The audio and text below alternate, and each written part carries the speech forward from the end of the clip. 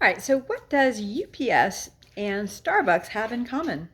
Hello and welcome to Sweet Home California. My name is Jennifer, and if you would like to read the entire stories on what I'm going to be referencing here, please go find the link to my Facebook group for Sweet Home California, or I also have a Reddit group called Sweet Home California, and you can check those out in full there. But in any case, what does UPS and Starbucks have in common? Well, they are both part of the Go Woke, Go Broke campaign that believes if the criminals want to take over your business, you punish the law abiding.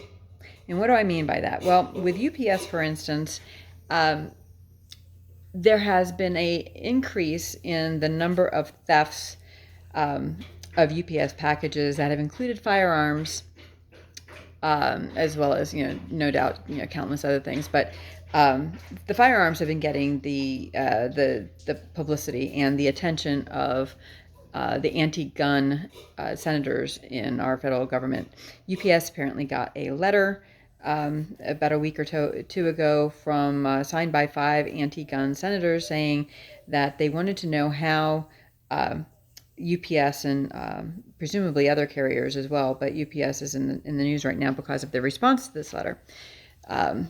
Basically, the senators were insinuating that they're going to be holding the carriers responsible for weapons that may be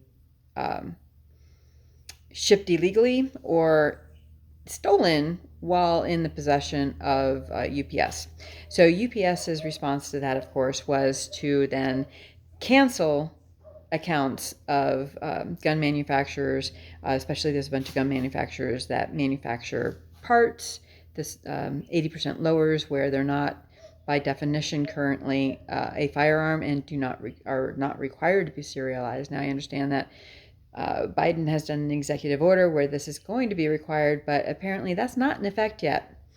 However, when UPS came out with this, they said they just did a knee-jerk reaction, and anything that was currently in possession of UPS, of any of these firearm dealers that they canceled the accounts of, they were going to destroy their product. I don't know, exactly how much that turned out to be, but of course, this made a lot of news on the gun pages.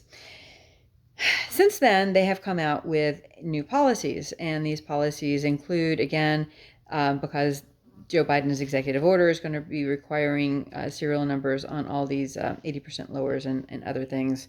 It's not gone into effect yet, but UPS's new policies state that even without it going into effect, that everything needs to be serialized or they won't be able to ship it. So what are your thoughts on that with UPS? All right, well, on to Starbucks. So how does Starbucks have anything to do with UPS? Well, because it's another situation where people who are not abiding by the law kind of get free reign, and instead of trying to rein that in and keep drug addicts from their stores and other inappropriate things happening in their stores, they're just going to go ahead and close their stores. So they've announced that they're going to be closing 16 stores, including 6 in the Los Angeles area, where I'm about 90 miles away from Los Angeles. None of the Starbucks in mine within like at least 30-minute radius of me are affected by this. But in addition to the 6 in Los Angeles, there's also Portland, Seattle, Philadelphia, and Washington, D.C.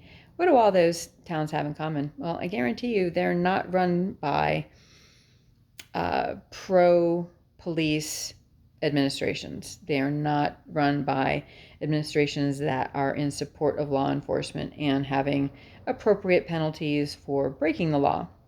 So as a result, Starbucks a few years ago, they had a big thing because they had called the police on some people who were loitering. They weren't customers. They hadn't bought anything. They later claimed that they were waiting on somebody to meet there. But anyhow, they had used the restroom and they were just taking up a table and they weren't purchasing anything, and they called the police on them.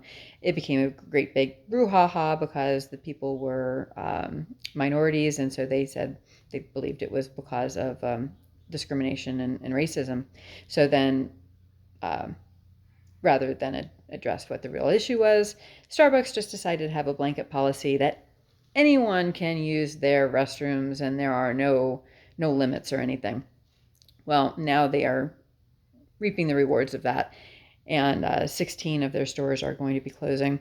Now, they did say that they're going to move any employees that wanted to move to another location, and I'm sure there's a heck of a lot more than 6 locations in the Los Angeles area that can absorb these employees, because as we all know, if we've gone into any sort of service-oriented business lately, everybody's chronically understaffed. But what if they weren't? What would happen to these people? Would they then not close? What would they be doing?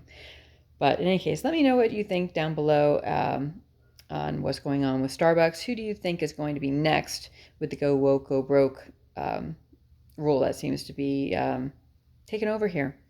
Anyhow, God bless. I appreciate you watching, and I will talk to you next time. Bye.